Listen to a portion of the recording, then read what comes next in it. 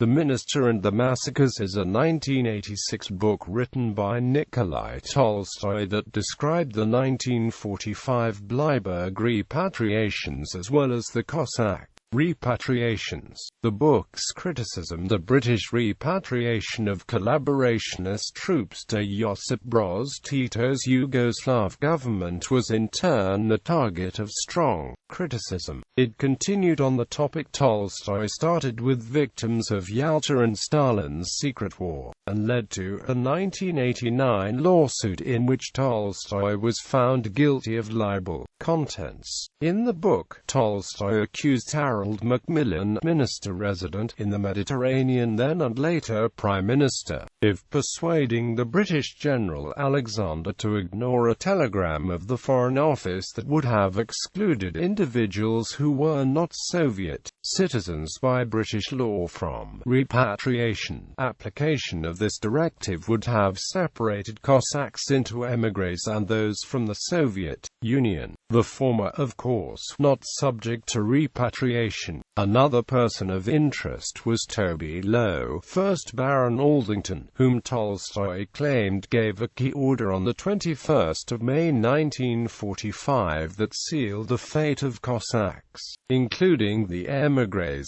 In referencing the documents of the time, Tolstoy quoted a General Alexander telegram sent to the combined chiefs of staff, where Alexander mentioned 25,000 German and Croat units. Further, in a second telegram sent to combined chiefs of staff, Alexander asked for guidelines regarding the final disposition of 50,000 Cossacks, including 11,000 women, children and old men. Present estimate of total 35,000 Chetniks, 11,000 of them already evacuated to Italy, and 25,000 German and Croat units. Quote, in each of above cases, return them to the country of origin immediately might be fatal to the health. Further, Tolstoy reconstructed what happened when, on May 31, the commandant of the military camp at Vikhtring, Lieutenant Ames, reported that he had received orders for 2,700 of the civilian refugees in Major Barra's camp to be taken to Rosenbach and Bleiburg the following day, to be handed over to Tito's partisans. Reception. Alistair Horn wrote, trying to weave a way through the tangled cobweb of truths, half-truths,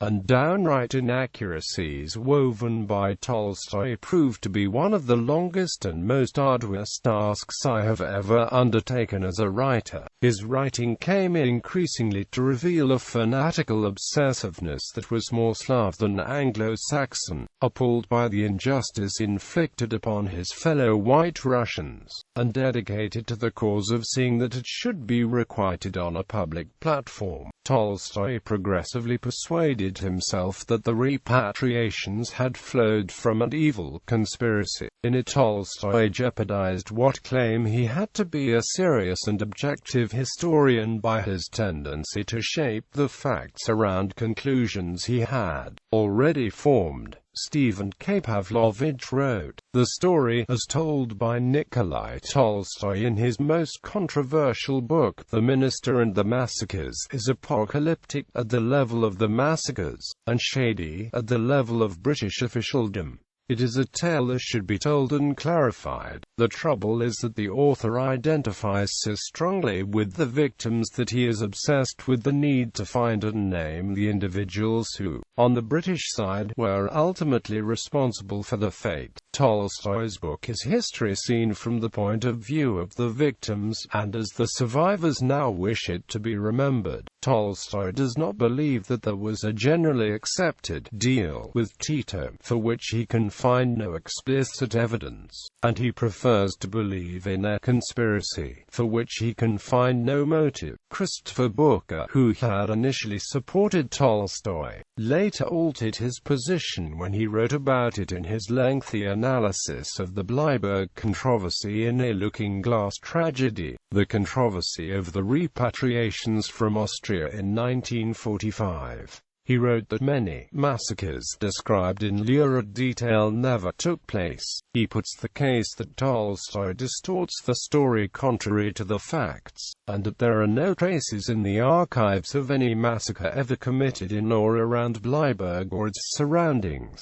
He notes Tolstoy's reliance on 3 eyewitnesses who were describing events 40 years before and who were very partial. Almost simultaneously, author Ian Mitchell wrote in The Cost of a Reputation that the archives had been weeded of most of the incriminating documents, but criticized Tolstoy for ending his book with an unsubstantiated smear that Macmillan was an ally of the NKVD. Lawrence Rees wrote in response to Booker that historians should treat every source they use skeptically, and that applies to written sources as much as eyewitness accounts. Nigel Nicholson, a British officer with 3 battalion Welsh Guards, who took part in the infamous forced repatriations from Austria in the summer of 1945, said to me that he had deliberately falsified the historical record at the time, writing that the Yugoslavian deportees had been offered light refreshments by the Tito communist guards. He'd done this because he had been ordered not to tell the truth in his military report that the deportees were being appallingly treated, and so had written something that he thought was so ludicrous. How could the deportees be given light refreshments? That future historians would know he was being ironic. But, before Mr. Nicholson admitted what he'd done, some historians had taken his written report at face value and used it to try and prove that the surviving deportees who now spoke of how badly they had been treated were lying. If Nigel Nicholson hadn't told the truth years later, then that inaccurate report would still be in the written archives and the suffering of the deportees still disputed. So my advice is to be as careful of the accuracy of written archives as you are careful of the accuracy of people. Libel case.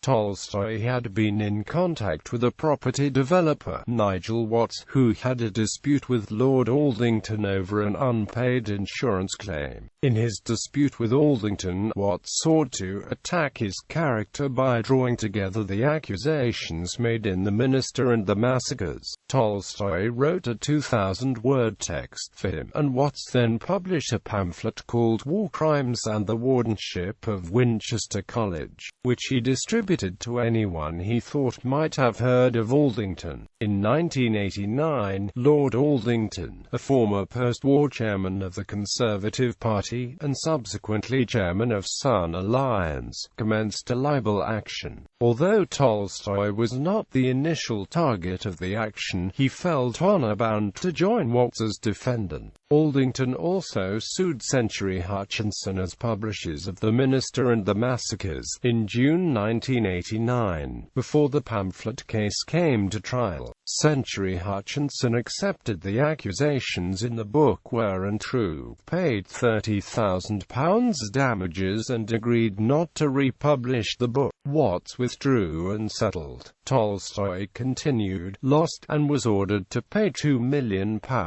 Tolstoy avoided making payment by declaring himself bankrupt, while continuing to live in his big house, and send his children to expensive schools.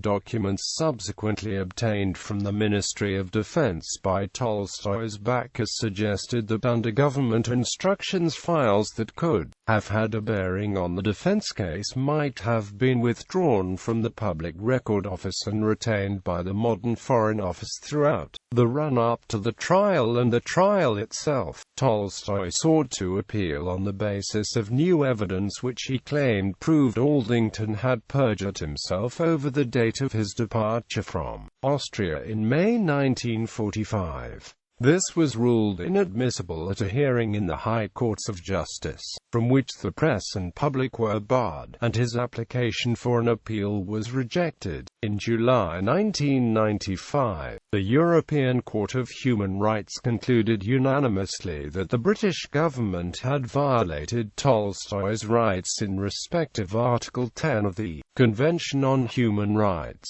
although this referred strictly to the amount of the damages awarded against him and did not overturn the guilty verdict of his libel action. The Times commented in a leading article, in its judgment yesterday in the case of Count Nikolai Tolstoy, the European Court of Human Rights ruled against Britain in important respects, finding that the award of £1.5 million levelled against the Count by a jury in 1989 amounted to a violation of his freedom of expression. Parliament will find the implications of this decision difficult to ignore. Tolstoy refused to pay anything in libel damages to Lord Aldington while the latter was alive. On the 9th of December 2000, 2 days after Aldington's death, Tolstoy paid £57,000 to Aldington's estate. In Lord Aldington's obituary, Andrew Roth indicated that Tolstoy's criticism of Aldington was misdirected and should have targeted Macmillan and Winston Churchill.